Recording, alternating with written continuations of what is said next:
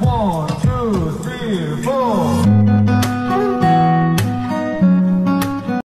Hello everyone, this is Shem. Welcome again to my channel, and here's another soft vlog as an MA student.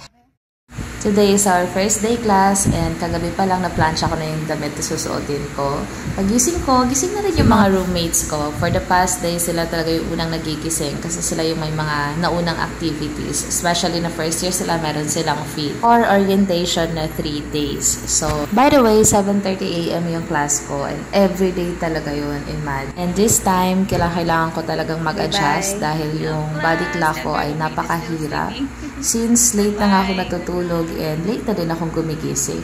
Almost 3 AM na ako nakatulog niyan. So, konting tulog lang at naligo ako at hindi na talaga tayo pwede maging Disney princess this time. Kailangan na nating bumangon dahil wala tayong choice. So, yan. Pababa na ako ng second floor. Nakalipat na pala ako from first floor.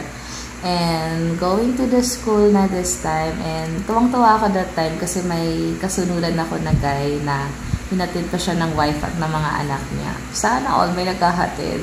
So, this is the way going to the back door ng ALC building kung saan kami nag-aaral. Kasi, meron ditong, ayan, elevators. Diyan ako sumasakay pag malate na talaga.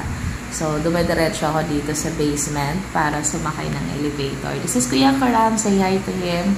He's a 3rd year student now. And ako naman ay 2nd year na. Yay! Thank you, Lord. Grabe, nakaraos talaga tayo last year by God's grace. Ito naman yung birthday boy namin today, si Kuya Ian. And ito naman yung mga classmates ko. Talagang na-miss ko tong mga bruhong to. Kasi naman, for the last year, sila naman yung lagi kong kasama. Wala na akong choice. Kasi sila talaga yung classmates ko. And almost boys yung mga kasama namin dahil 3 lang kami na single ladies. And yung 5 naman ay mga married na. So, madalas sila yung nakakabanding ko. Wala kaming choice. So, medyo maulan pa niyan outside. And we have our first class here. Here's the course. And I'm so happy na kasama ko yung ka-small group ko si Adelea. Kasi na-express namin before ang klase na sana magka-banding kami this year. So, meron kaming 2 subjects na classmates kami. After ng class, dito ako sa may first floor kung saan yung reception, and ito yung pa-welcome nila sa mga students. And I was planning to go to the library kasi kung uuwi ako, baka magtuloy-tuloy yung tulog ko. So, at least sa library, pwede kaming mag-nap and pwede din kami dong mag-study while waiting for our next class. Yung isang next class ko pala ay sa October pa kasi Quad B pala yun. So, pumunta muna ako ng library and hindi ko na na-vlog kasi natulog na ako. As in, lutang na lutang yung Disney princess nyo, guys. Ito pala yung tinatawag na ALC ground kasi ito yung ground kaharap ang aming ALC building kung saan kami nag-aaral. So, dun siyang 5 palapag. And comment lang kayo dyan kung gusto nyo i-tour ko kayo sa building na to para makita nyo rin yung loob ng school namin.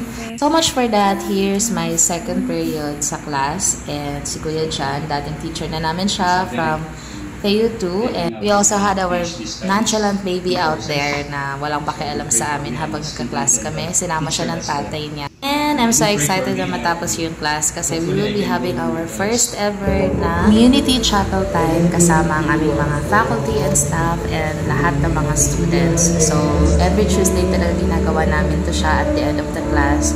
And in the afternoon, wala na kaming class niyan. So, shout out naman sa napakagaling namin na guitarist dyan. Siya pala ang papa ni Noah and asawa ng best friend ko. Nautusan ako mag-video kasi wala siya at that time. Oh, shout out naman! So, this time, nakatulog na ako after niyan for the whole day and to end my first day of school here.